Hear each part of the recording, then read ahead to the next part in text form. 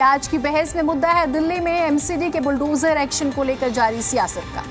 आज दिल्ली के मुख्यमंत्री अरविंद केजरीवाल खुद सामने आते हैं। उन्होंने अपने विधायकों के साथ बैठक की। केजरीवाल ने विधायकों से दो टूक कह दिया है कि बुलडोजर एक्शन के खिलाफ पीड़ित पक्ष के साथ खड़े हो जाइए, पुरजोर विरोध कीजिए। केजरीवाल ने दावा किया है कि दिल्ली में अतिक्रमण के नाम पर 63 लाख लोग प्रभावित होंगे। तो दूसरी तरफ दिल्ली बीजेपी का आरोप है कि केजरीवाल सरकार 3 साल तक फाइल को दबाकर बैठी थी और अब बातें कर रही है। मोदी सरकार ने 40 लाख दिल्ली वासियों को मालिकाना हक दिया है, ये बीजेपी का दावा है। इस तरीके से हटाया जा रहा है, हम उसके खिलाफ हैं। और जिस स्केल के ऊपर इन्होंने प्लानिंग कर रखी है, इनकी प्लानिंग है कि दिल्ली की सारी कच्ची कॉलोनियों को तोड़ा जाएगा। 63 लाख लोगों पे बुलडोजर चलेंगे। मैं समझता हूँ ये आज़ाद भारत का सबसे बड़ा विध्वंस होगा, सबसे बड़ा विध्वंस होगा। मैं समझता हूँ जिस तरह से दिल्ली का मैं फिर से दोहराना चाहता हूँ कि हम भी अतिक्रमण के खिलाफ हैं। हम नहीं चाहते कि अतिक्रमण होना चाहिए, हम नहीं चाहते। हमारी दिल्ली खूबसूरत होनी चाहिए, हमारी दिल्ली अच्छी होनी चाहिए। लेकिन 63 लाख लोगों को आप बेघर कर दोगे, 63 लाख लोगों को की दुकानें तोड़ दोगे, उनकी रोज़मर्रा की ज़िंदगी खराब कर दोगे, ये तो कोई बर्दाश्त नहीं करने वाला। आपको अनऑथराइज्ड कॉलोनियों का नाम लेते हुए ये जरा भी शर्म नहीं आई कि इस दिल्ली के देश के इतिहास के अंदर अनऑथराइज्ड कॉलोनी के रहने वाले एक एक व्यक्ति के जीवन के अंदर प्रकाश करने का काम, उनको मालिकाना हक देने का काम किसने किया है? वो मोदी सरकार ने किया है, बीजेपी ने किया है। आम आदमी पार्टी 7 वर्षों में नहीं कर पाए। हां, उन्होंने किया जरूर है, एक काम जरूर किया है। उन्होंने उस फाइल को 3 साल तक दबाकर रखा है।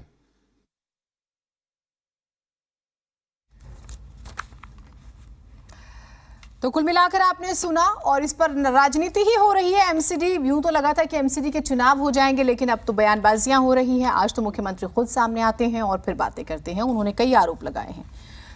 अनिल वाजपेयी जी प्रवक्ता बीजेपी हमारे साथ जुड़ेंगे, उनिका मेहरोत्रा जी प्रवक्ता कांग्रेस पार्टी हमारे साथ जुड़ी हुई हैं, अंजलि राय प्रवक्ता आम आदमी पार्टी हमारे साथ जुड़ी हुई हैं और सुप्रिया सत्यम राजनीतिक विश्लेषक हमारे साथ जुड़ी हुई हैं। आप सभी का बहुत स्वागत है।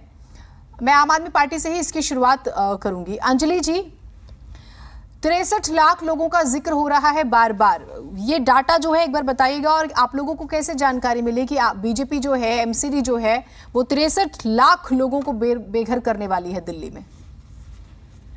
देखिए, एमसीडी में बहुत से लोग काम करते हैं और हमारे अपने सूत्र हैं। उनके हिसाब से जो लिस्टें बनाई जा रही हैं, तो ये आंकड़े सामने आ रहे हैं कि ये लोग 50 लाख कच्ची कॉलोनीज में जो घर हैं उनको, और झुग्गियों को 10 लाख जो लोग झुग्गियों में रहते हैं उनके घरों को, और 3 लाख ऐसी प्रॉपर्टीज जो कि बाकी के इलाकों में हैं उनको मार्क किया हुआ है और उन्हें तोड़ने का इनका जो है प्लान है जी। तो उस हिसाब पर हमारे पास ये जानकारी आई है। नहीं तो एक चीज और मुझे आप बताइएगा। ठीक है, आपने कहा कि आपके सोर्सेज हैं एमसीडी में, ये एक बात हुई। ये जो मीटिंग हुई है और जिस तरह से ये प्लान तैयार हुआ है कि हम कहीं पर भी अतिक्रमण के खिलाफ कार्रवाई होगी, हम वहां पर पहुंचेंगे और उससे रोकेंगे, ये पहले जो फर्स्ट फेज में हमने देखा कि 7-8 दिन जो कार्रवाई होती रही, उससे पहले क्या ये मीटिंग नहीं हो सकती थी? अगर आप लोगों को चिंता है तो शायद कुछ बच जाता। देखिए, ऐसा है कि हम लोगों को ये अंदाजा नहीं था कि इसका इतना बड़ा स्केल होगा। हम सोच रहे थे कि 1 या 2 कॉलोनीज में करेंगे और रुक जाएंगे, लेकिन ये अब जो ये बयान दे रहे हैं कि ये महीनों तक चलता रहेगा, और ये एकदम से बर्बरता पूर्वक जिस तरह से किया जा रहा है। लोग कागज ले लेके लहरा रहे हैं कि देखिए हमारे कागज तो देख लीजिए, हमारे पास पूरी जो है हमारे पास हमारा लीगल है, जो भी है प्रॉपर्टी। कोई सुनने वाला नहीं है, कोई समय देने वाला नहीं है, और लगातार इस तरह से डिक्टेटरशिप से जिस तरह से तोड़फोड़ हो रही है उसके हम खिलाफ हैं। और इसीलिए ये निर्णय लिया गया है कि अगर ये कहते हैं कि हम रुकेंगे ही नहीं, और अगर इनका प्लान 63 लाख लोगों को नुकसान पहुंचाने का है, तो हम चुप कैसे रह सकते हैं। इसलिए ये निर्देश मिला है, मुख्यमंत्री जी ने विधायकों को दिया है कि जिस भी इलाके में इस तरह से काम हो वहां पर उसका विरोध करें। ठीक है, चलिए, इसमें क्या ये भी चिंता है कि वोटर प्रभावित होंगे? कुछ तीखे सवाल होंगे मैम आपसे, फिर मैं बीजेपी के जो मेहमान हैं उनसे भी सवाल करूंगी। आपको लगता है कि इससे एमसीडी इलेक्शन प्रभावित होगा? और ये जो रोहिंग्या बांग्लादेशियों की एक पिच तैयार हुई है उस पर अगर आप लोग नहीं खेलते तो आपको नुकसान होगा? देखिए, हमारे खेलने की तो बात ही नहीं थी ना। हमने शुरू ये नहीं किया जो इन्होंने ड्रामा शुरू किया है। शुरू तो बीजेपी की तरफ से हुआ है ना। और हम लोगों ने थोड़ा सब्र भी रखा कि शायद बंद हो जाए, शायद जहांगीरपुरी से ही तरकीब सी में रह जाए, फिर आगे पता नहीं कितने इलाकों में बढ़ता रहा। और अब तो ये थमने का नाम ही नहीं ले रहा। एमसीडी चुनाव कब होगा हमें नहीं मालूम, लेकिन ये जरूर है कि माहौल बहुत खराब कर रहे हैं। एमसीडी चुनाव कब कराएंगे ये भी इन्हीं के हाथ में है। चुनाव भी इन्होंने ही टाल दिया है और ये माहौल इसीलिए बनाया जा रहा है कि उसके बाद देखेंगे, अगर तो माहौल ठीक होगा तो चुनाव हो जाएंगे, नहीं तो फिर टाल देंगे। तो ठीक है, हमारे हाथ में तो है ही नहीं कि हम चुनाव कब कराएं। चल नहीं, ठीक है, आपके हाथ में चुनाव कब कराएं तो नहीं, लेकिन एक मूड जो है वोटर्स का वो बना के बरकरार रखने का तो कोशिश हो ही रही है ना, क्योंकि नहीं, देखिए मूड की बात ही नहीं है, बात है न्याय और अन्याय की। अगर आप खुद ही सोचिए, दिल्ली में हमारी सरकार है और लगातार अगर ऐसे प्रॉपर्टीज टूटती रही और हम लोग कोई भी इस पर एक्शन नहीं लेंगे, विरोध नहीं करेंगे, तो आप लोग ही हमें कटघरे में खड़ा करके कहेंगे कि इतने लोगों के घर उजड़ गए, इतने लोगों की दुकानें उजड़ गई, इतने लोगों का काम खत्म हो गया और आप तमाशा देख रहे थे। तो हम लोग अंजलि जी, मैंने जो दूसरा सवाल आपसे पूछा था वो यही था, मेरा सवाल आपसे यही था। देखिए, हम जो बातें कर रहे हैं, आप जो बातें कह रहे हैं वो आम जीवन में बहुत बहुत अच्छी है सुनने के लिए कि आप लोग अलर्ट हैं, लेकिन मैं आपसे पूछ रही हूँ, बकायदा एक लिस्ट है जो पिछले दिनों कार्रवाई हुई है जिन जिन जगहों पर आप लोगों ने वहां पर आने में बहुत टाइम नहीं लगा दिया। मैं आपसे साफ पूछ रही हूँ और मैं बाकी मेहमानों से भी सीधा सवाल और हम भी सुनिए, हम भी साफ जवाब देना चाहते हैं। ये तो नहीं हो गया कि चुनाव जो है वो अनाउंस हो गए हैं कि भाई होने ही वाले हैं 2 महीने में और हमें अचानक कूद पड़े, ऐसा नहीं है। हमने ये जो कार्रवाई कर रहे हैं, हमने जो ये निर्णय लिया है कि विधायक जो है तोड़फोड़ नहीं होने देंगे, वो इसलिए नहीं कि चुनाव जो है वो उसका अनाउंसमेंट हो गया, ऐसा तो कुछ नहीं हुआ ना। हमें तो नहीं मालूम 2 साल लगाएंगे या 5 साल लगाएंगे या होंगे भी या नहीं। लेकिन बात ये होती है, शायद आप बहुत स्मार्टली बचने की कोशिश कर रही हैं अंजलि जी। मेरा बड़ा सिंपल सा सवाल ये है कि अगर आप लोग जागे हैं, ठीक है, आपको लगता है कि बीजेपी जबरदस्ती कार्रवाई कर रही है, जानबूझ के लोगों को परेशान कर रही है। मुख्यमंत्री जी आज कह रहे थे कि लोग अपने पेपर्स दिखा रहे हैं लेकिन फिर भी उन्हें तोड़ा जा रहा है। मैं आपसे पूछ रही हूँ, शाहीन बाग में अमानतुल्लाह आते हैं, ठीक है, आरोप उन पे भी लगे बहुत तरह के। जहांगीरपुरी का ही जब प्रकरण सामने आता है तो आम आदमी पार्टी की तरफ से 4 दिन तक तो कोई नेता नहीं आया था। मैंने इसी प्रोग्राम में डिबेट में बार बार पूछा था कि आप आम आदमी पार्टी का डेलीगेशन कब जाएगा, इसी प्रोग्राम में मैंने पूछा था और मैं बड़ी जिम्मेदारी से ये बात कह रही हूँ। उसके बाद विजिट हुई थी। मैम एक सेकंड, मैं एक बार अपनी बात पूरी कर लूं फिर आप बोलिएगा। तिलक नगर, मदनपुर खादर, जैतपुर, सरता विहार, जसोला, कंचन कुंज, मधु विहार, विष्णु गार्डन, उत्तम नगर, मंगोलपुरी, तमाम रोहिणी की अलग अलग जगहों का जिक्र हुआ। मैं आपसे सिंपल सा ही सवाल पूछ रही हूँ, कितनी जगहों पर कार्रवाई हो गई? ये जो मीटिंग आज हुई है, जिस तरह से जो एक स्ट्रैटेजी बनाई गई है कि भाई तमाम विधायक अगर आप कार्रवाई होगी तो लोगों के बीच में जाएंगे, रोकेंगे, ये पहले क्यों नहीं हुई जब ये लिस्ट बनाई गई थी? सिंपल सा सवाल मैम। सिंपल इसका यही है कि जब जहांगीरपुरी में हुई थी तो इतने अचानक से ये सब हुआ था और अगर हम उस समय सभी कूद पड़ते तो हमें ये लगता था कि कहीं इसे मजहबी रंग ना दे दिया जाए और हम शांत रह के देख रहे थे कि सरकार से डील कर रही है। और फिर जो 1-2 हुए हमें लगा कि चलिए खत्म हो जाएगा। हमें ये थोड़ी पता था कि ये कहते हैं अब महीनों ये बुलडोजर चलता रहेगा, जबकि 2 दिन के बाद इनका कार्यकाल खत्म होने वाला है और इनकी नैतिक जिम्मेदारी नहीं है कि ये इस तरह के काम करें। अब जब अंत ही नहीं हो रहा है इस तरह के डेमोलिशन ड्राइव का, तो हमें कभी ना कभी तो एक्शन लेना ही पड़ेगा ना। मैं आपकी बात को मान भी लेती हूँ, तो जब पूरी लिस्ट, एक पूरा टाइम टेबल, शेड्यूल जब तैयार किया गया कि किस किस दिन कहाँ जाएंगे, तब आपको समझ जाना चाहिए था। आप लोग क्यों नहीं समझे? आप मुझे जवाब नहीं दे पा रही हैं या आप नहीं देना चाह रही होंगी। ठीक है, मैं एक बार अनिल जी के पास आती हूँ। अनिल जी, आज आपने दिल्ली के मुख्यमंत्री अरविंद केजरीवाल जी को सुना होगा, उन्होंने एक लाइन का जिक्र किया है, आजाद भारत का सबसे बड़ा विध्वंस, जिसकी स्क्रिप्ट बीजेपी ने लिख दी है। 63 लाख लोगों को आप लोग सड़क पर लाने वाले हैं दिल्ली के। इसका क्या जवाब है? बहुत बड़ा आरोप है ये। ये अरविंद केजरीवाल का जन्म ही आरोपों में हुआ है और अरविंद केजरीवाल जी अगर गलत आरोप न लगाए तो वो अरविंद केजरीवाल जी नहीं है। और अरविंद केजरीवाल का काम इस तरीके से गलत आरोप लगाना होता है और वो सही काम को भी गलत बताते हैं, गलत को तो गलत बताते ही हैं, सही काम को भी गलत बताते हैं। तो अरविंद जी की बात पर इतनी कोई गंभीर बात नहीं है सोचने की, का तो काम ही यही है। नहीं सर, ये जवाब थोड़ी हुआ। आप कह रहे हैं कि वो झूठ बोल रहे हैं, आप ये कह रहे हैं कि वो झूठ बोल रहे हैं। ये जो कार्रवाई हुई है वो सवालों के घेरे में नहीं है? आप लोगों की कार्रवाई, एमसीडी इलेक्शन परेशान नहीं कर रहे हैं आपको? दिल्ली की जनता से सच कब बोला है बताइए? झूठ के अलावा कुछ बोला तो बताइए। अगर अरविंद केजरीवाल ने दिल्ली की जनता से एक सच बोला है तो आप बताइए।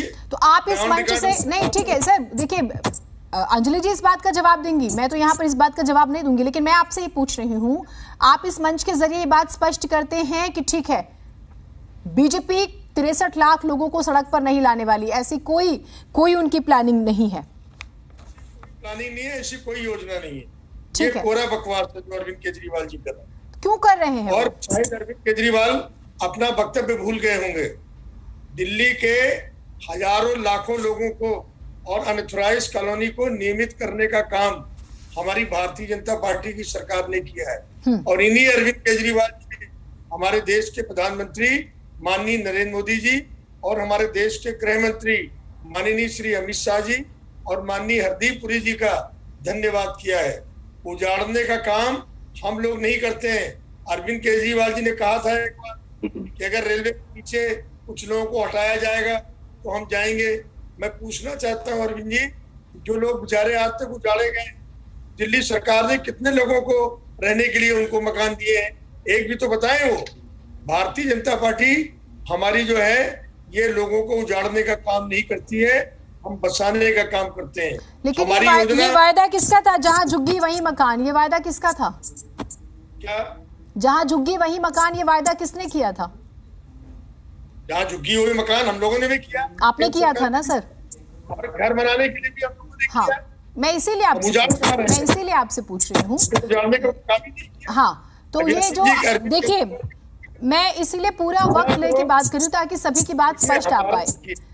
देखिए, कच्ची कॉलोनी के 50 लाख लोगों का जिक्र हो रहा है जो प्रभावित होंगे। झुग्गियों की बात कर रहे हैं तो 10 लाख लोग प्रभावित होंगे और 3 लाख जो नक्शों से परे जिन्होंने अपने घर बनाए हुए हैं। वो कह रहे हैं कि उन्हें इस तरह की एमसीडी के ही, अंजलि जी को आपने सुना, उन्होंने कहा कि उनके अंदर इस तरह के लोग हैं, सूत्र कह सकते हैं उनके, या जो भी हो, उन्होंने ये जानकारी दी है। तो आप कहते हैं कि ये सब झूठ है। आप इस मंच के जरिए खारिज कर रहे हैं इन आरोपों को।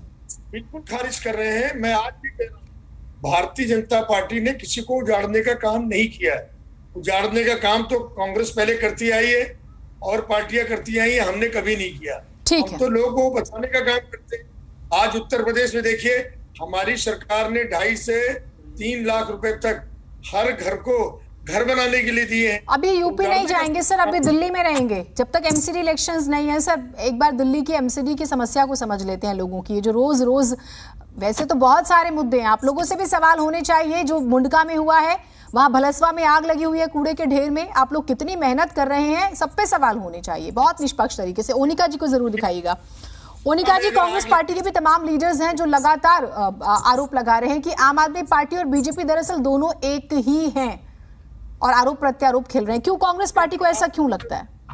आप गलत कह रहे हैं। नहीं, आपने मुंडका की बात की है। मुंडका में इतनी फैक्ट्री में हजारों लोग काम कर रहे हैं, उनको पोल्यूशन का सर्टिफिकेट कौन देगा? दिल्ली सरकार का काम है। फायर ब्रिगेड का काम किसका है? दिल्ली सरकार का है।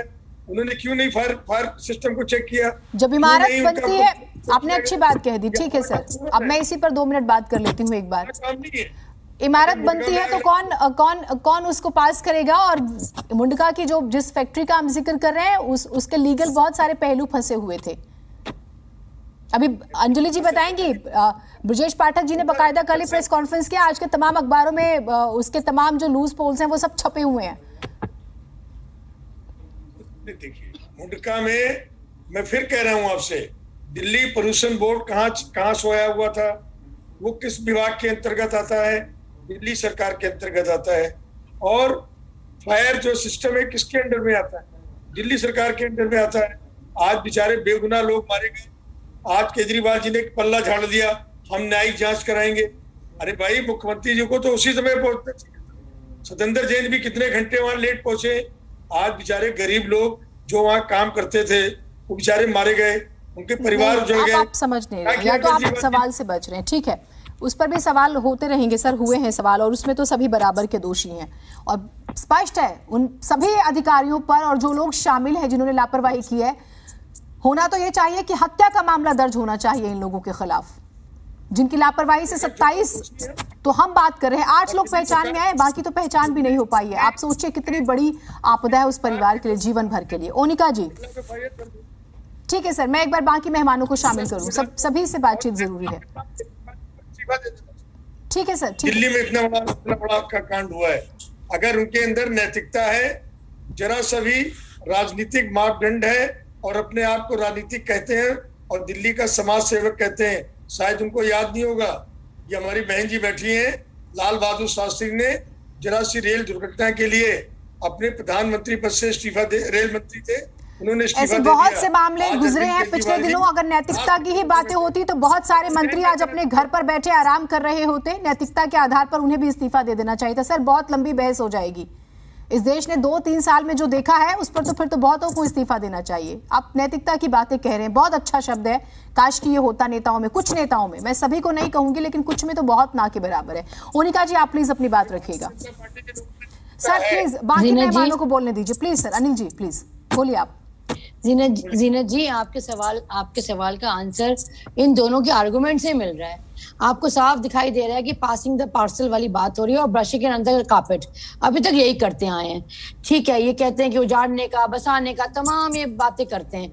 क्यों बसने दे रहे हो फिर? अगर आपको लगता है ये इलीगल है, आप किसी को गलत आशा तो ना दीजिए, उसके लिए इंतजाम कर दीजिएगा। आपको करके देना है, आप इंतजाम भी नहीं करेंगे, अगला गलत एंट्री भी करेगा, घर भी बनाएगा, बढ़ाएगा, अनऑथराइज कॉलोनी भी बस्ती चली जाएगी, लेकिन ये पासिंग द पार्सल करेंगे। अगर इनको कुछ जवाब नहीं बोलते तो कांग्रेस ने कर दिया। अरे भाई आप तो एमसीडी में कितने सालों से काबिज हैं। एमसीडी का तो बेसिक रोल यही है ना।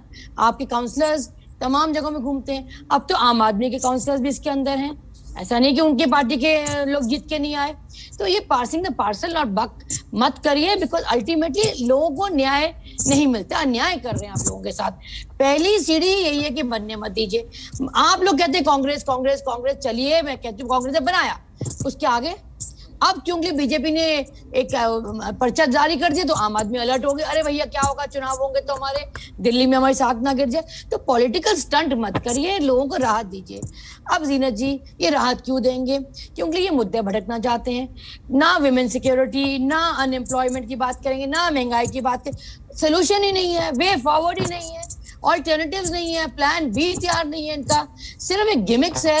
और end of the day public धक्के खाती है और पब्लिक इनको 5 साल पर आंसर बता देती है, लेकिन 5 साल जब आएंगे ठीक है ओनिका जी, तब ये एक और मैं जो आपसे समझना चाह रही हूँ ओनिका जी, मैं ये पूछ रही हूँ, अगर आम आदमी पार्टी चलिए राजनीति कर रही है, एमसी इलेक्शन तो कांग्रेस को भी लड़ना है, आप बताइए मुझे। तो कांग्रेस विरोध कर रही है। देखिए बात सुनिए जी, आप ही के प्रोग्राम में कहा था, सुनिए कांग्रेस पार्टी एमसीडी इलेक्शन लड़ेगी ना? आप बताइए। अगर आम आदमी पार्टी मीटिंग कर सकती है इस तरह की, क्या कांग्रेस पार्टी मीटिंग नहीं कर सकती है? नॉट रिक्वायर्ड, बिकॉज आप सुनिए मेरी बात। हाँ, ये आप एक्सप्लेन कीजिएगा। मीटिंग एक गिमिक्स है, मीटिंग गिमिक्स है। अभी अंजलि जी ने कहा हमारे सूत्र हैं 63,000 चीजें ऐसी ऐसी होंगी और ये होंगी। आपने सवाल पूछा पहले जब लिस्ट आई थी क्यों नहीं किया, तो उन्होंने कहा हमें पता नहीं था कितना बीजेपी करेगी। तो ये पार्टनर इन क्राइम है। सवाल यहाँ उठता है कांग्रेस क्या कर रही है? मैडम आप सुनिए, कांग्रेस ये कह रही है कि अगर अनऑथराइज्ड है बिल्कुल तोड़िए, चाहे गलती किसी की भी रही होगी, क्या हुआ होगा, तोड़िए। बट जिसके पेपर्स, अंजलि जी भी कह रही हैं, जिसके पेपर्स हैं उसको तो न्याय मत करिए। ये सवाल उठ रहा है। आप अगर अनऑथराइज है, आप उनको ऑल्टरनेटिव बताइए क्या आप एक्शन हो सकता है। लेकिन अगर आप ये कहें कि बिकॉज चुनाव में उतरना है तो प्रेस कॉन्फ्रेंस करके बोले कि भारत की कभी भविष्य में ऐसा नहीं हुआ, इतना मत उजाड़िए, तो ये सब गिमिक्स, कुछ हटकंडे बार बार नहीं चल सकते। ये इनोसेंट चेहरा बना के और पब्लिक की सिंपैथी गेन करना is not an alternative. Alternative ये है कि आम आदमी पार्टी और बीजेपी को मिलके इसका वे फॉरवर्ड ढूंढना चाहिए। आखिर में चुनाव में सभी जाएंगे, हमारे पास तो बहुत सी बातें इनको बोलने। सुप्रिया जी हैं हमारे साथ। सुप्रिया जी थोड़ा इंतजार कराए आपको। ठीक है, ये तो ठीक है ओनिका जी, एक बार सुप्रिया जी को मैं शामिल करूं। सुप्रिया जी मैं माफी चाहती हूँ, थोड़ा इंतजार कराया प्लीज। ओनिका जी ठीक है, अभी सुप्रिया जी से मैं एक बार बात कर लूं। हमें तो सूट कर रहे, करिए, लड़िए, खूब लड़िए, लेकिन लड़ना इज नॉट द सॉल्यूशन।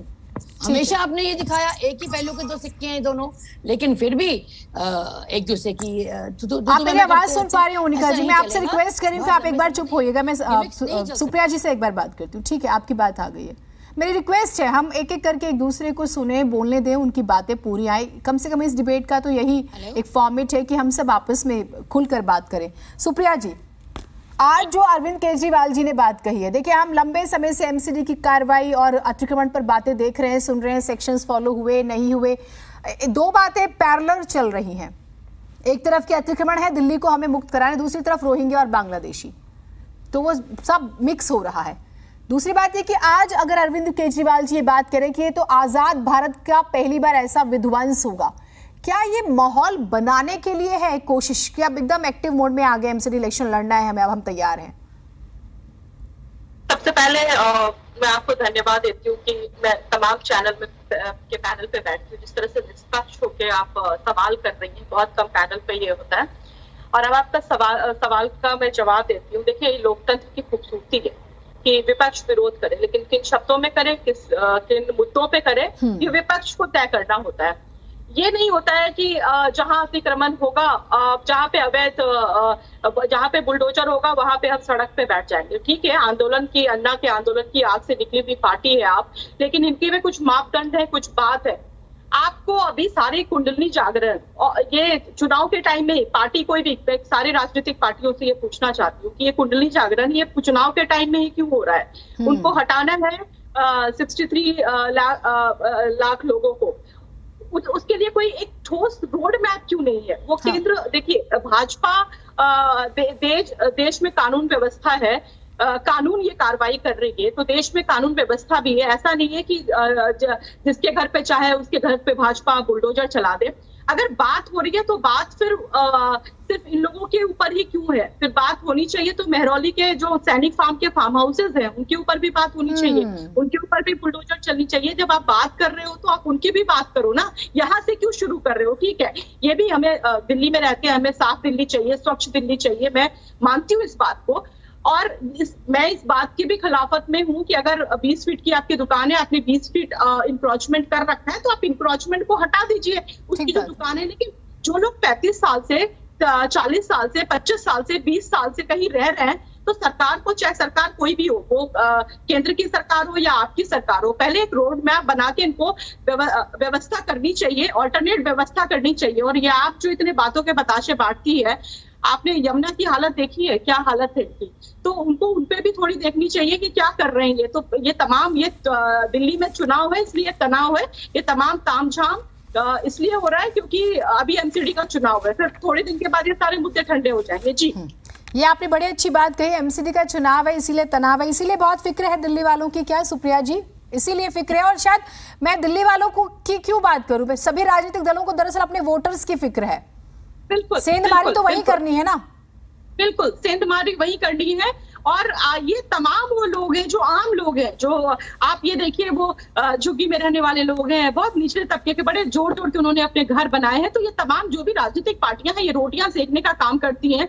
और लेकिन इसके आड़ में जो बांग्लादेशी और रोहिंग्या और ये तमाम लोग हैं, वो कहीं ना कहीं खेल खेल जाते हैं। इनका एक वोट बैंक है जिसको साधने के लिए तमाम राजनीतिक पार्टियां अपने खेल खेल। चलिए, दिल्ली के मुख्यमंत्री अरविंद केजरीवाल जी ने एक बात कही कि पहले तो इन्हें बसाओ, फिर इनसे खूब सारे नोट कमाओ। ये किया है एमसीडी ने और अब इन्हें भगाओ। इस पर आगे हम चर्चा करेंगे और ये समझने की कोशिश करेंगे रोहिंग्या और बांग्लादेशियों की जब बार बार बात हो रही है तो आज पूछा गया है कि भाई दिल्ली में कहां पे है। आम आदमी पार्टी ने पूछा है बीजेपी से कि बताइए। इसका जवाब हम आगे लेते हैं, छोटा सा ब्रेक ले रहे हैं, कहीं में जाइएगा।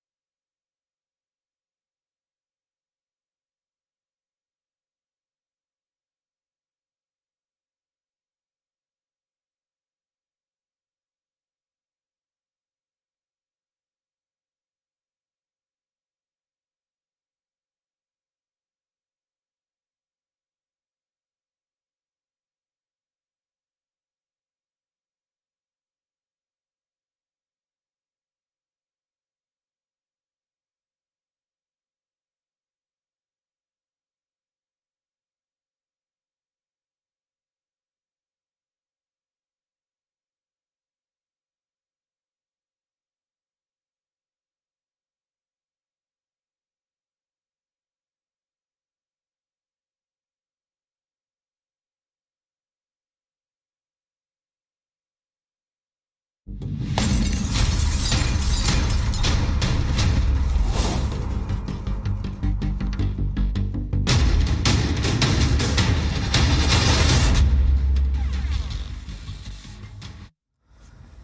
के बाद स्वागत है आप सभी का। जब तक दिल्ली एमसीडी के चुनाव नहीं हो जाते, आपको आरोप प्रत्यारोप खूब देखने को सुनने को मिलेंगे। दिल्ली में पानी का संकट होने वाला है, कल तैयारियां हो रही हैं। आपसे हम अपील कर देते हैं अपने इस प्रोग्राम में कि जब जरूरत हो उतना ही पानी इस्तेमाल करें, ताकि इमरजेंसी में आपको दिक्कत ना हो। एक नंबर भी जारी किया गया दिल्ली सरकार की तरफ से। इस पर बात नहीं होगी, इस पर मंथन नहीं होगा, लेकिन एमसीडी को लेकर आप देखिए किस तरह से मारामारी है। अंजलि जी को दिखाइएगा जरा। अंजलि जी, आज आपने बिदुड़ी साहब को सुना होगा, प्रदेश अध्यक्ष जी को सुना होगा बीजेपी के। वो कह रहे हैं कि दिल्ली में आप लोगों ने रोहिंग्या बांग्लादेशियों को बसाया हुआ है, यही माहौल खराब करे, और आज आप इनको बचाने के लिए बार बार आगे आते हैं, मीटिंग्स करते हैं, और आप बेनकाब हो गए हैं। देखिए, ये लोग तो कुछ भी कहते हैं, मैं अब इनको रोक तो नहीं सकते हम लोग। और रोहिंग्यास को या बांग्लादेशियों को किसने बसाया है, इसका जवाब हम लोग कई बार दे चुके हैं। हम लोग तो 7 साल से आए हैं और वो लोग कितने ही सालों से यहाँ पर बैठे हुए हैं। और बीजेपी इतने सालों से सत्ता में आई हुई है, उन्होंने इन्हें हटाने के लिए क्यों नहीं कुछ किया? सुप्रीम कोर्ट में मैटर पेंडिंग है, वहां से अगर ये आ जाता है आदेश के इन्हें बाहर निकाल दिया जाए, तो हमारे भी कोई रिश्तेदार नहीं लगते हैं तो तुरंत उसका पालन करेंगे। हमें कोई ऐसा लगाव नहीं है कि हमें बांग्लादेशी रोहिंग्यास को यहाँ रखना ही है। ये लोग खुद पहले बसाते हैं और फिर हम पर इल्जाम लगा रहे हैं कि ये हम लोग वहां बसाते हैं। मैं एक रिसर्च कर रही थी तो वहां पर मुझे एक इंफॉर्मेशन मिली, आप करेक्ट कीजिएगा। 2021 में दिल्ली हाई कोर्ट में रोहिंग्या मामले पर एक याचिका पर सुनवाई के दौरान दिल्ली सरकार ने कहा था कि वो रोहिंग्या शरणार्थियों के खाने पीने का इंतजाम कर रही है। ये दिल्ली में कहां पे है? क्योंकि अभी बीजेपी के मेहमान हमारे साथ है नहीं, मैं उनसे भी सवाल पूछती कि अगर उन्हें जानकारी है तो वो आज क्यों ये बात कर रहे हैं, उन्होंने पहले क्यों नहीं बोला?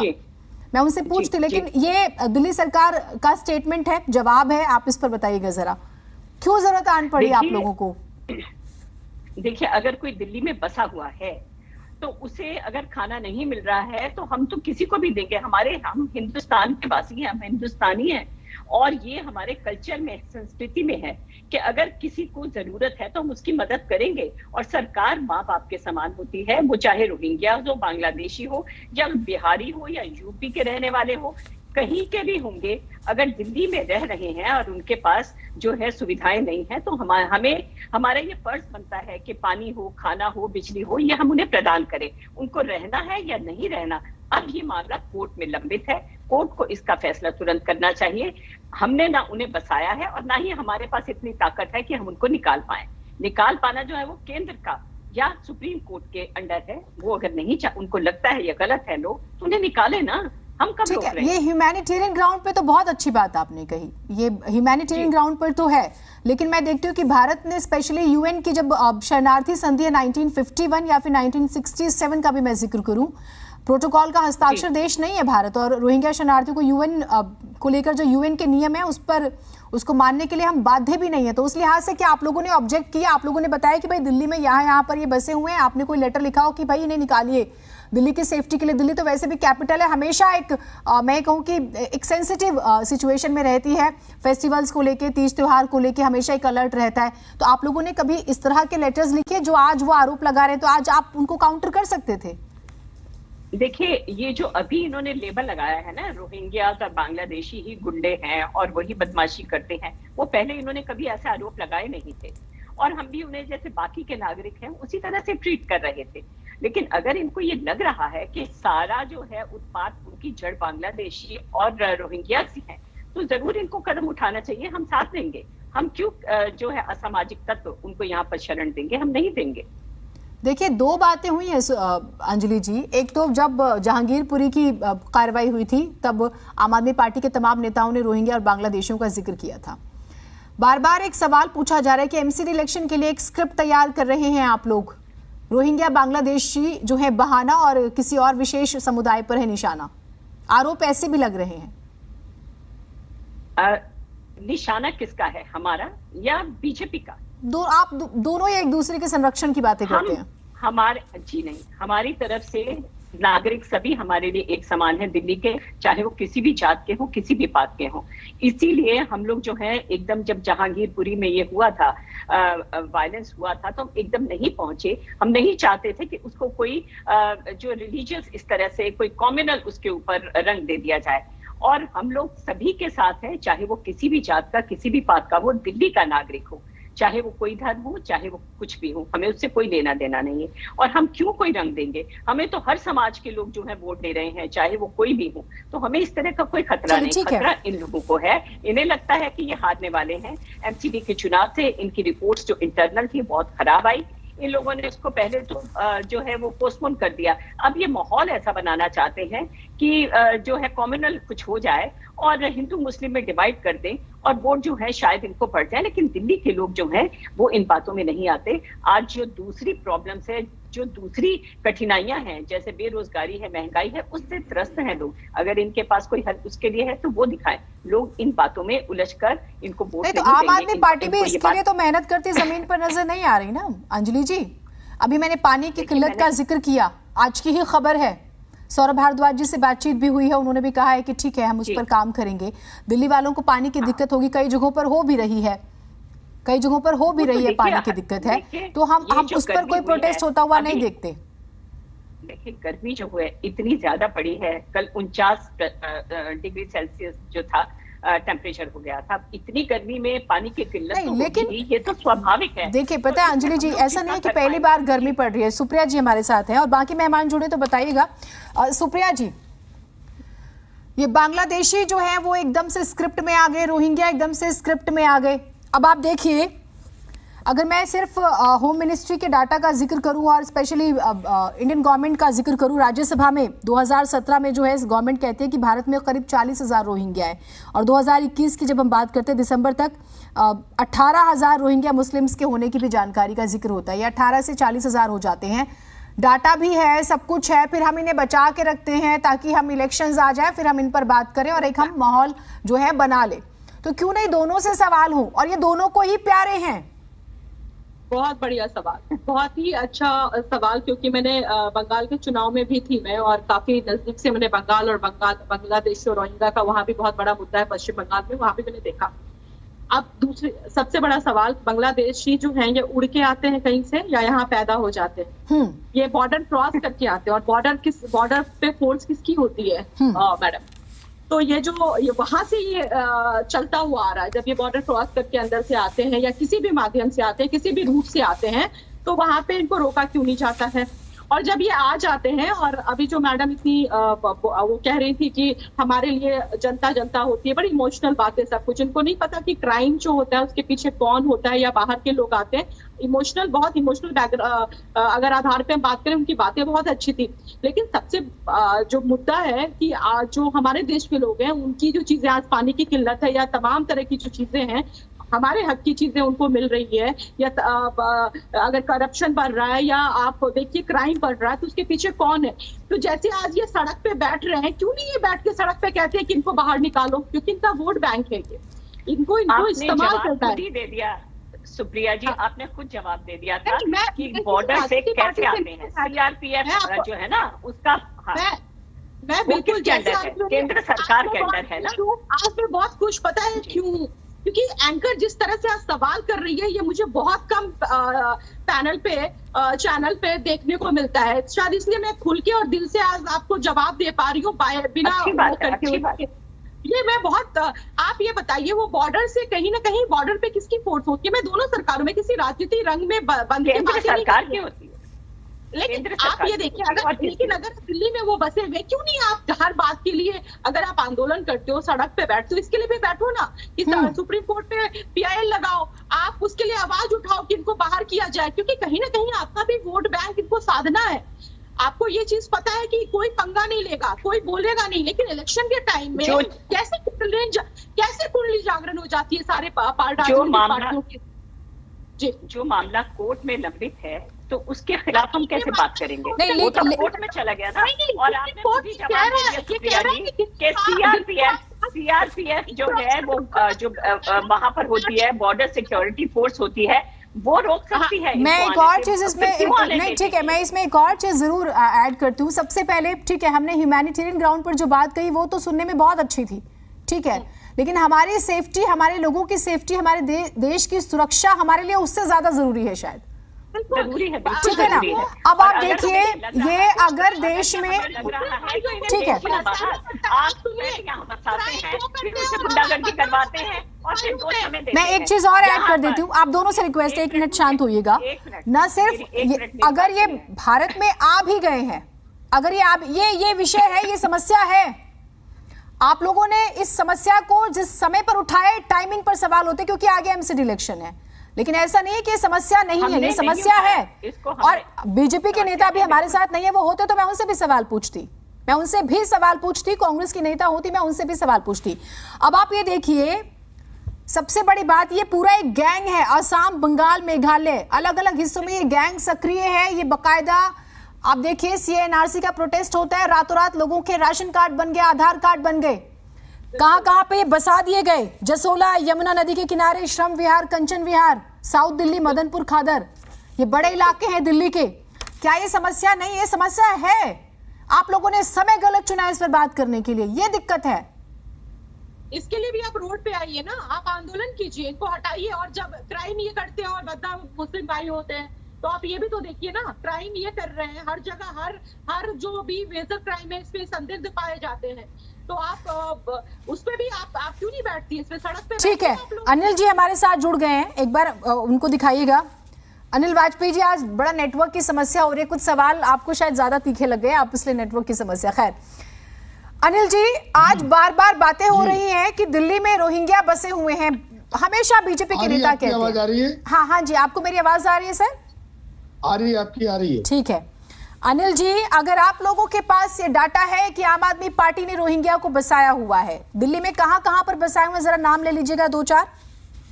देखिए, सबसे पहले तो ये पूरा श्रेय जो जाता है वो कांग्रेस को जाता है, और कांग्रेस के बाद अगर ये किसी को श्रेय जाता है तो ये आम आदमी पार्टी को जाता है। आज ओखले के अंदर आप चले जाइए, ओखला के अंदर यूपी इरिगेशन डिपार्टमेंट की भी जगह है, शाहीन बाग से लेकर और जमुना के किनारे किनारे सारे बांग्लादेशी रोहिंग्या बसे हुए हैं। इसी तरीके से नजफगढ़ के पास में है, इसी तरीके से नांगलोई के पास में है, जहांगीरपुरी में है, कुछ हमारे जाफराबाद में है। तो अब मैं क्या बताऊं आपको, ऐसी कोई जगह नहीं है। आपको कब मालूम चला, आपको कब मालूम चला कि देश में रोहिंग्या है? कांग्रेस और आम आदमी पार्टी ने रोहिंग्याओं को बसा दिया, ये आपको कब मालूम चला? ये देखिए, कांग्रेस ने तो शुरू से काम किया है ये, और भारतीय जनता पार्टी तो हमेशा इसको वो रोहिंग्या मुसलमानों को जिनके पास भारत की नागरिकता नहीं है, और जिन लोगों ने फर्जी तरीके से अपने राशन कार्ड अपने सब बनाए हुए हैं, अगर उनकी जांच होती है तो उनको देश भेजने के लिए हमारी केंद्र सरकार कटिबद्ध है। अभी आप देखिए, अब आप मुझे ये बताइए सर, देखिए मैं बहुत न्यूट्रल सवाल पूछूंगी आपसे। एक तो ये आते कैसे हैं, ठीक है, आ गए, उड़ के आ गए, हमने मान लिया, ये फिल्मी डायलॉग है ना, तारों के नीचे से आगे, चलिए वो भी मान लिया। सर 2017 यूएनएचआरसी, आप समझते होंगे, United nation high commission of refugees की बात करूं, उसका भी डाटा है। 2017 में मोदी सरकार राज्यसभा में बताती है 40,000 रोहिंग्याओं का जिक्र होता है। 2017 से लेकर 2022 में आपने 5 सालों में क्या किया, आप मुझे ये बताइए, बीजेपी ने क्या किया? देखिए, मेरी बात क्यों नहीं इन्हें बाहर निकाला?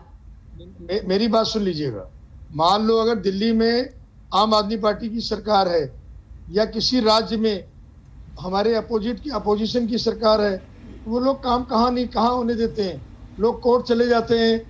और दूसरी पार्टी की जो लोग हैं, कांग्रेस के लोग हैं, आम आदमी पार्टी के लोग हैं, उत्तर प्रदेश में समाजवादी पार्टी के लोग हैं, राजस्थान में कांग्रेस के लोग हैं, जहां हमारे विपक्ष की सरकार है। उत्तर प्रदेश में किसकी सत्ता है सर?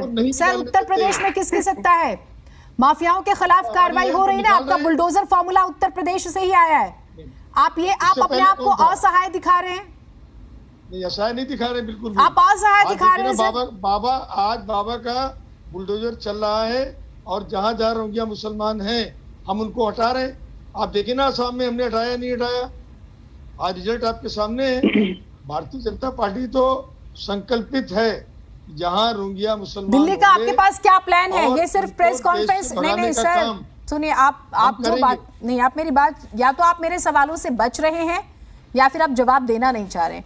दिल्ली के लिए आपके पास क्या मास्टर प्लान है?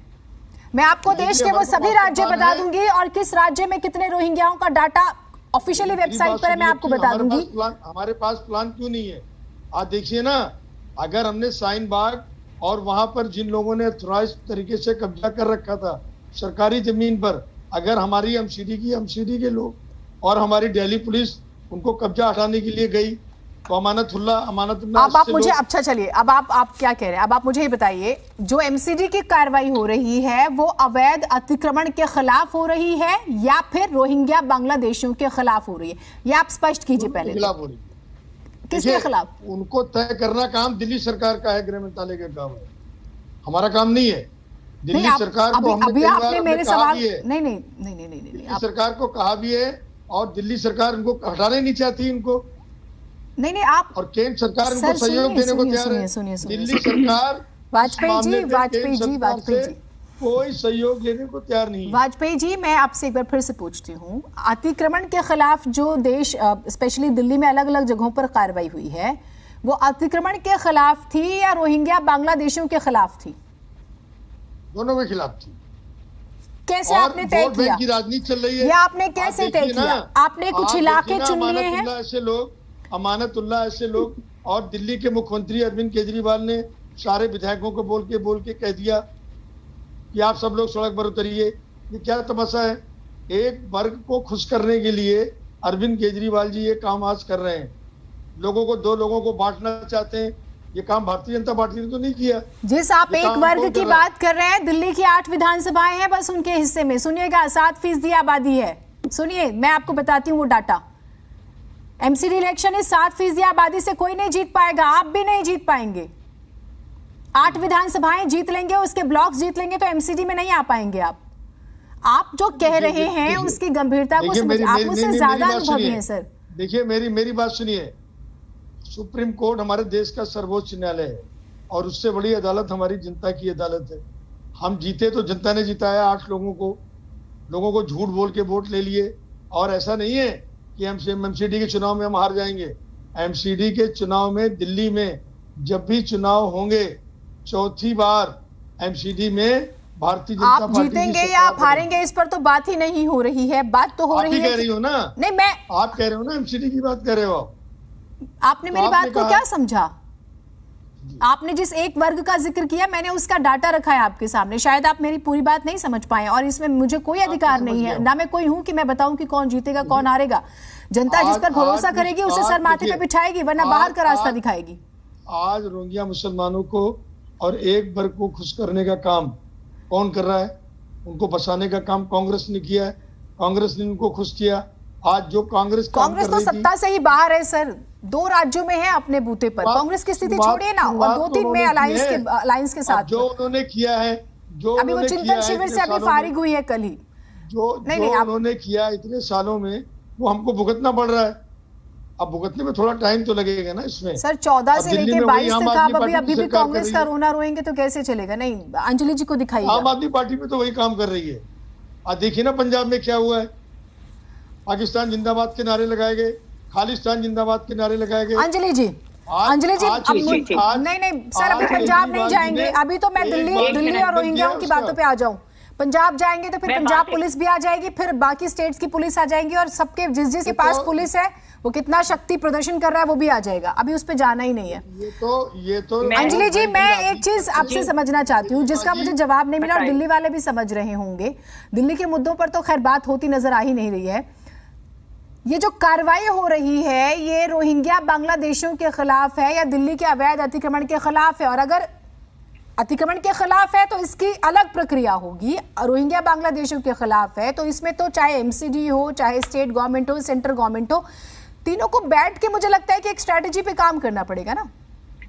जी, मैं इस बात को तो जवाब दूंगी, प्लीज, लेकिन मैं एक बात और भी कहना चाहती हूँ। इनको जरा चुप कराइए प्लीज, इनको जरा चुप कराएं, देने को तैयार है। चुप कराएंगे। अच्छा ठीक है वाजपेयी जी, ठीक है, अभी वो सहयोग ये मांग लोग- रहे हैं कि आप हाँ। चुप हो जाएं थोड़ी देर के लिए। हाँ। ठीक है, अभी मैं ये कहना चाहती हूँ अच्छा, कि उन्हें ये बोलने कह रहे दीजिए। हैं कि बांग्लादेशी और जो रोहिंग्या है उनको हम बसाते हैं। इनसे ये पूछिए कि जो जहांगीरपुरी में मुख्य आरोपी था अंसार, वो एमसीडी की 2.5 एकड़ जमीन पर कब्जा करके कबाड़ का काम करता था और 5 मंजिला मकान उसने बना रखा था। वो कौन उसको प्रोटेक्ट कर रहा था? एमसीडी ही कर रही थी ना। एमसीडी में कौन है? बीजेपी है 15 सालों से। तो नेक्सस उसका किसके साथ था? बीजेपी के साथ ना।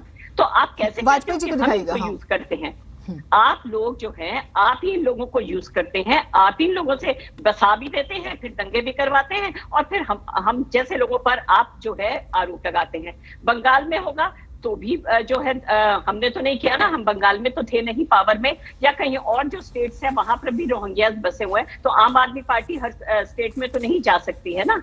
तो आप ये हर जगह पर आरोप प्रत्यारोप की बात छोड़िए, अगर इनको निकालना है तो निकालिए ना, देर क्यों कर रहे हैं भाई?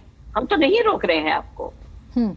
वाजपेयी जी, इसकी शुरुआत आसाम से हो गई है, आप चिंता ना करें सर। और कर्नाटका में भी अगर- है ये बात है। पूरा गैंग, मेघालय, शुरुआत हो असम, गई है। कर्नाटका। लेकिन जो बात हमारी बहन पत्रकार ने कही है और जो आपने भी एक मौके पे कही है अभी, देखिए इसमें एमसीडी हो, दिल्ली सरकार हो, केंद्र सरकार हो, ये राष्ट्र की सुरक्षा का मुद्दा का प्रश्न है और इसको तीनों लोगों को बैठ के इस पे बात करनी चाहिए और इस मुद्दे पे बहस करके इसका समाधान करना चाहिए।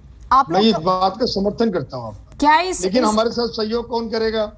अभी हमारी बहन ने कहा, दंगों की बात की। आज दिल्ली में दंगा किसने कराया? ताहिर हुसैन कौन थे? खालिद कौन थे? ये आम आदमी पार्टी के लोग थे।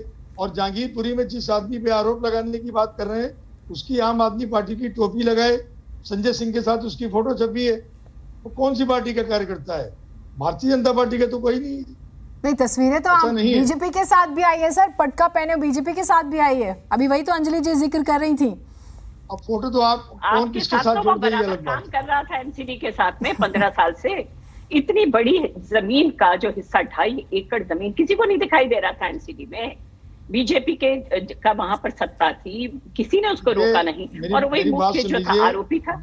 और सब जानते हैं कि दंगा जो है वो हमारे देश सुनियोजित का- था। वाजपेयी जी ने शायद आज मुख्यमंत्री जी को नहीं सुना। वाजपेयी जी, मुख्यमंत्री जी ने कहा है कि पहले तो खूब सारा पैसा कमाओ, इन्हीं लोगों को बसा के फिर इन्हें भगाओ। ये इस फॉर्मूले पे बीजेपी चल रही है और अब तो आपका समय भी खत्म होने वाला है। नैतिकता के आधार पर भी मतलब आप कैसे कार्रवाई कर रहे हैं, वो तो इसे भी समझ नहीं पा रहे हैं। देखिए, हम तो खूब समझ रहे हैं। और देखिए केजरीवाल जी क्या कहते हैं, ये बहन जी आप भी जानती हैं, जो लोगों को, जनता को मूर्ख बनाना, उनको बरगलाना, झूठ बोलना, ये काम सिर्फ केजरीवाल जी कर सकते हैं। भारतीय जनता पार्टी तो राष्ट्रीयता में विश्वास करती है, अच्छे काम करने में विश्वास करती है, झूठ बोलने में विश्वास नहीं करते हैं, दंगा कराने में विश्वास नहीं करते हैं। आज जब से हमारे यशस्वी प्रधानमंत्री माननीय नरेंद्र मोदी जी प्रधानमंत्री हैं, आप बताइए देश में कोई दंगा हुआ हो? जहां हमारी सरकारें हैं, एक भी दंगा हुआ हो तो बता दीजिए। और दिल्ली हमारी राजधानी है, यहाँ दंगा हो गया। सुप्रिया जी को और दंगे में दिखाइएगा। कौन लोग लिप्त थे, सुप्रिया ये आप जी, जानती हैं। जो संजीदगी होनी चाहिए। देखिए, दो विषय हैं ये जो कि अफसोस की बात यह है कि इस तरह से मिक्स हो गए हैं कि दोनों ही अपनी जो संजीदगी है वो खो रहे हैं। अतिक्रमण विषय है, अभी मुंडका में आग लगी थी, फायर ब्रिगेड की गाड़ी 1.5 घंटा लेट पहुंची क्योंकि जाम था। ये शर्म की बात है उन लोगों के लिए भी जो जाम लगाते हैं और उन लोगों कौन के लिए जिम्मेदार है? दिल्ली भी सरकार जिनकी जिम्मेदार है। सर मैं बात पूरी करूं, और उन लोगों की भी जो जाम लगने देते हैं अपनी लापरवाही की वजह से। जिस इमारत में सिर्फ एक दरवाजा है, नियम के मुताबिक उसे इजाजत नहीं मिली थी, वो फिर भी उसमें काम हो रहा था। ये उनके लिए भी शर्म की बात है जिन्होंने अपने प्रोटेक्शन में उसे चलने दिया। साफ सी बात है, बिल्कुल सही बात। साफ सी बात है। और मैं हत्या आपकी का बात से मैं तो सहमत बार बार कहती हूँ, 27 लोग ऐसे जिस लोगों तरह को से फांसी तड़प दे तड़प देनी के मरे, चाहिए। हत्या का मामला दर्ज होना चाहिए। सुप्रिया जी, मैं आपसे जो समझना चाह रही हूँ, जो बात मैं करना चाह रही बिल्कुल होना चाहिए। हूँ, मैं ठीक है कहता हूं वाजपेयी जी, प्लीज अभी बाकी मेहमानों को बीच में आने दीजिएगा। अतिक्रमण संजीदगी का विषय है, रोहिंग्या बांग्लादेशी घुसपैठिए भी हमारे लिए सुरक्षा का विषय है। अफसोस की बात यह है कि जब तक चुनाव ना आए इस पर बात नहीं होती है। यह है सबसे दुख की बात। बिल्कुल, जब तक चुनाव ना हो तब तक इस पे बात नहीं होती, क्योंकि ये कुछ सेंटिमेंटल मुद्दे होते हैं जिसपे थोड़ा सा ये मैं क्या बोलूं आपको कि उसको थोड़ी सी हवा देके ना फिर लोगों के सेंटिमेंट्स को जगाया जाता है। अभी बस चुनाव का टाइम है, शायद इसलिए ये मुद्दा है, वरना ये मुद्दों पे कोई बात नहीं। बिल्कुल मैं इस चीज से सहमत हूँ कि केंद्र सरकार हो या राज्य सरकार हो, ये राष्ट्रीय सुरक्षा का मुद्दा है, इसलिए ये बैठ के बहुत संजीदा मामला है और इस पे बैठ के बात करनी चाहिए। राजनीतिक से, तुष्टीकरण से या किसी भी जाति धर्म से ऊपर उठ के हमें इस मुद्दे पे बात करने की जरूरत है। और इस पे मेरे ख्याल से इतने संजीदे मुद्दे पे कोई राजनीति नहीं होनी चाहिए। और इस तरह से जो बेबाकी से बिना मतलब वाली जो बेवजह बहस होती है ना, तो ये नहीं होनी चाहिए। और दूसरा, देश की राजधानी है दिल्ली, इसको साफ सुथरा रखने के लिए जो भी तमाम चीजें होनी चाहिए वो होनी चाहिए। अवैध को वैध कहना कहाँ तक जायज है ये मुझे नहीं समझ में आता। अगर अवैध कॉलोनियां हैं या अवैध चीजें हैं उस पर कार्रवाई होती है तो ये सरकार की व्यवस्था होनी चाहिए कि उनको किस तरह से बसाया जाए, क्या रोड मैप होनी चाहिए। और ये तमाम जो चीजें हैं ये केंद्र सरकार और राज्य सरकार सिर्फ ये कह देने से कि ये उसकी गलती है और ये हमारी गलती नहीं है, इससे इनकी जिम्मेदारी खत्म नहीं होती है। तो मुझे लगता है कि इसमें आम लोग ही पिस रहे हैं। तमाम जो राजनीतिक पार्टियां हैं उनका कुछ भी नहीं हो रहा है, वो सिर्फ अपने वोट बैंक साधने की कोशिश कर रही है। ठीक है, वाजपेयी जी एमसीडी चुनाव कब करवा रहे हैं? अरविंद केजरीवाल जी ने आज लास्ट में यही कहा है कि एमसीडी चुनाव करवा दीजिए, दूध का दूध पानी का पानी हो जाएगा। और आपकी सारी बातें, सारी कार्रवाई सुपर एक्शन मोड में एमसीडी दरअसल चुनाव की वजह से आई है। कोई तारीख अंदर खाने चर्चा हुई है तो मुझे बता दीजिए, हमारे दर्शकों को बता दीजिए। वो कह रहे हैं हमारे पास बहुत विषय है, हम एमसीडी के इससे परे भी जरा अपने रोज के मुद्दों पर बात कर लेंगे। फिर अभी एमसीडी को एकीकरण की बात चल रही है, परिसमन होगा, उसके बाद हमारी 272 सीटें हैं पहली, अब 250 के लगभग सीटें होंगी। और दूसरा मैं आपको बता दूं, आज एमसीडी का चुनाव इसलिए भी नहीं हो पाया है, दिल्ली सरकार ने हमारे सफाई कर्मचारियों को 4 महीने हो गए आज तक तनख्वाह नहीं दी। जो केंद्र सरकार से पैसा दिल्ली सरकार को एमसीडी के लिए दिया गया है आज तक पैसा नहीं मिला। हमारे निगम पार्षद, हमारे मेयर दिल्ली के मुख्यमंत्री निवास में 20 दिन लगातार बैठे रहे।